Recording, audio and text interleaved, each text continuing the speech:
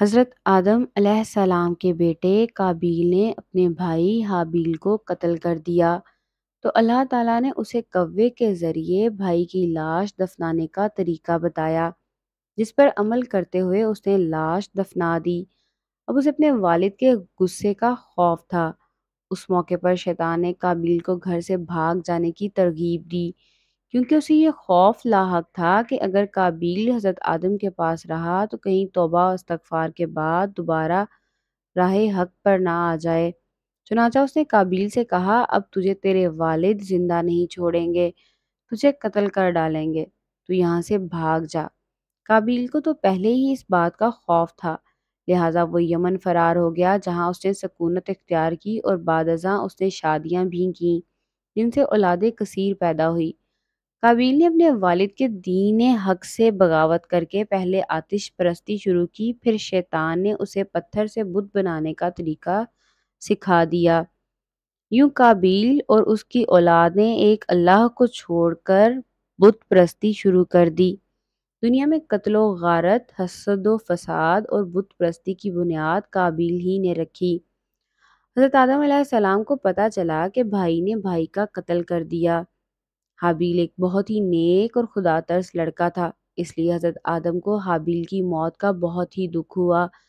حابیل پر حضرت آدم کو پورا بھروسہ تھا کہ یہ بیٹا اللہ تعالیٰ کے دین کو آگے بڑھائے گا۔ بہت سی روایات میں ہے کہ حابیل کی شہادت اس لیے ہوئی تھی کہ قابیل کو اس بات کے بارے میں مکمل طور پر علم تھا کہ حضرت آدم کے وصال کے بعد حابیل ہی والد کا خلیفہ ہوگا۔ اس حسد کی وجہ سے قابیل کے ہاتھوں ہی بھائی کا قتل کروا دیا تھا۔ حابیل کے مرنے کے بعد حضرت آدم اور حضرت حوا بہت ہی اداس رہا کرتے تھے۔ ماں اور باپ بیٹے کو یاد کر کے کئی کئی دن تک روتے رہتے تھے۔ حضرت آدم رب کائنات سے دعا کیا کرتے تھے، یا اللہ مجھے ایسی اولاد عطا فرما کہ جو تیرے دین کو پھیلانے میں میری مدد کرے۔ اللہ تعالیٰ نے حضرت آدم علیہ السلام کی دعا کو قبول کرتے ہوئے ایک بیٹے سے نوازا جو بہت ہی نیک اور پرہیزگار تھا۔ اس کا نام شیس رکھا گیا۔ اس لڑکے کے جنم پر حضرت اماں حوا اور حضرت آدم بہت ہی خوش تھے۔ حضرت شیس جب پیدا ہوئے تو حضرت آدم کی عمر 103 سال کے قریب تھی۔ شیس کے عربی زبان میں معنی عطائے خداوندی کے ہیں، اللہ کی طرف سے عطا کیا گیا خوبصورت تحفہ۔ حضرت شیس شکل و صورت اور سیرت کے لحاظ سے اپنے باپ سے بہت ہی ملتے تھے۔ حضرت شیس حضرت آدم علیہ السلام اور حضرت حوا علیہ السلام سے بہت ہی محبت کرتے تھے۔ اللہ کی طرف سے حضرت آدم کو حکم ہو چکا تھا کہ شیس علیہ السلام بڑا ہو کر بہت ہی نیک اور والد کے نقش قدم پر چلے گا، اس لیے حضرت آدم جہاں بھی جاتے تھے حضرت شیس کو اپنے ساتھ رکھتے تھے۔ حضرت آدم نے اپنے بیٹے کی تربیت اس طرح سے کی کہ وہ بڑے ہو کر ہر برے اور اچھے کام کی پہچان کر سکے۔ حضرت آدم نے حضرت شیس کو دریس و تدریس اور وعظ و تبلیغ کی خوبصورت منفرد طریقے سکھائے، ان کو دن رات کی گھڑیوں کی پہچان کروائی، ان اوقات میں ہونے والی عبادتوں کا علم دیا۔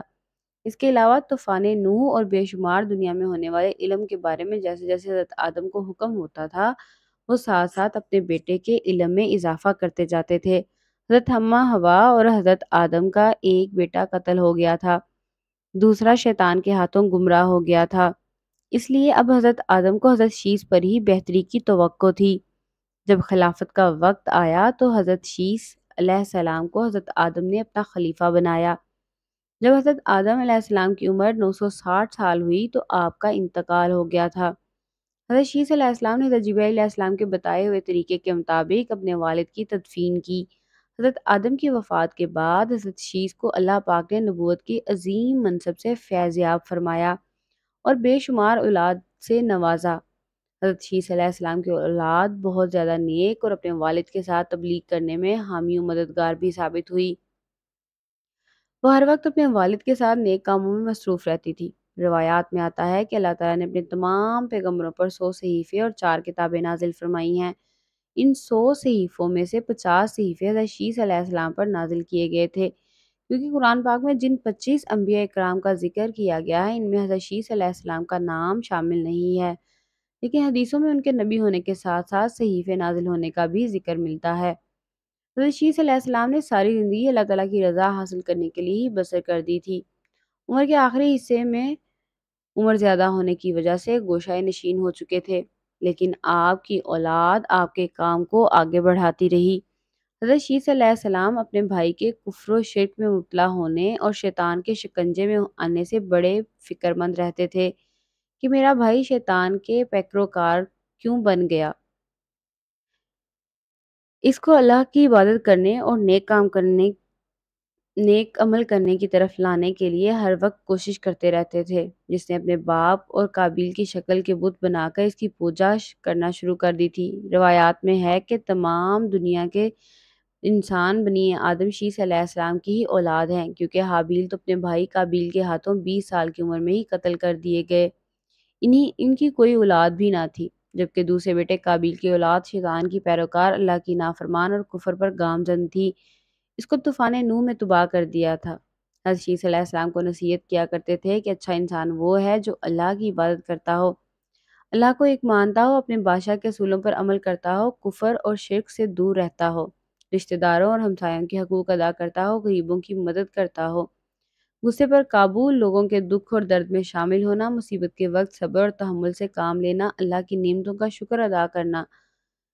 روایات میں ہے کہ جب حضرت آدم کا وقت وصال آیا تو انہوں نے اپنے بیٹے حضرت شیس علیہ السلام کو اپنے پاس بلا کر بٹھا لیا۔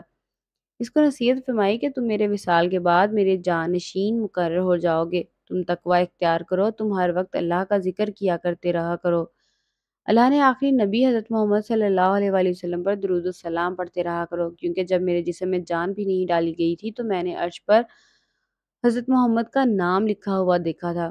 جب میرے جسم میں جان ڈال کر مجھے جنت کا چکر لگوایا گیا تھا، وہاں میں نے بے شمار جگہوں پر اللہ کے آخری نبی حضرت محمد کا نام لکھا ہوا دیکھا تھا۔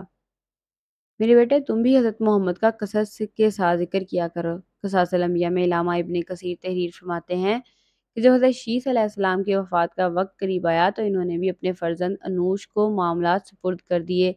انوش کے بعد اس کا ولی عہد کیمن بنا، اس کے بعد کیمن کا فرزند مہلائل ان کا جانشین بنا، اور ایرانی اجمی لوگ انہی کے بارے میں خیال رکھتے ہیں کہ یہ 7 ولایتوں کے بادشاہ بنے، اور یہ پہلے شخص ہیں جنہوں نے جنگلات کا صفایا کر کے شہروں اور قلعوں کی بنیاد ڈالی، اور انہوں نے شہر بابل اور شہر سوس آباد کیے۔ ابلیس اور اس کے لشکریوں، جنوں وغیرہ کو بھی مار مار کر انسانی آبادیوں سے دور بھگا کر ویرانوں اور گھاٹیوں میں دھکیل دیا۔ ان کا ایک بڑا تاج بھی تھا اور وہ لوگوں کو واعظ بھی فرماتے تھے۔